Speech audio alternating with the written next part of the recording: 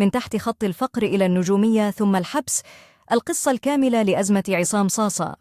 ماذا حدث؟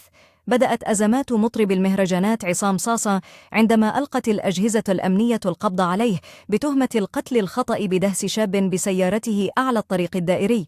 وأفادت التحريات بأن المطرب عصام صاصة أثناء سيره أعلى دائري المنيب فوجئ بمرور شاب للطريق، فاصطدم به بسيارته وأطاح به لعدة أمتار، وتوقف حتى وصلت قوات الشرطة ونقلت سيارة الإسعاف الشاب المصاب إلى المستشفى. وتم إلقاء القبض على عصام صاصة، وأخطرت مستشفى الهرم القسم بوفاة الشاب متأثرا بإصاباته وجروحه جراء التصادم. وبعد التحفظ على عصام صاصا، أمرت النيابة بإخلاء سبيله بكفالة قدرها 30,000 جنيه. وبعد ذلك أصدرت النيابة قرارا بضبط وإحضار عصام صاصة بعد تقرير مصلحة الطب الشرعي بشأن إيجابية تعاطي صاصا للمواد المخدرة وقت قيادته لسيارته الملاكي، حيث دهس الضحية وقتله عن طريق الخطأ.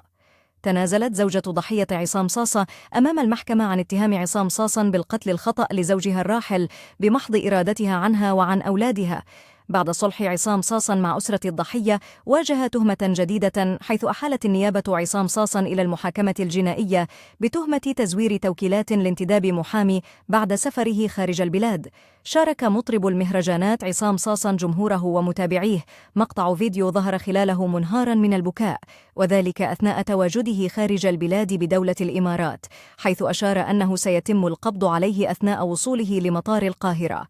قضت محكمة جنايات الجيزة بالحبس 6 أشهر مع الشغل بتهمة القيادة تحت تاثير المخدر، وانقضاء الدعوى بالتصالح فواقعة القتل الخطأ لمطرب المهرجانات عصام صاصة لاتهامه بالتسبب في بالقيادة تحت تأثير مخدر وحيازة مواد مخدرة بقصد التعاطي.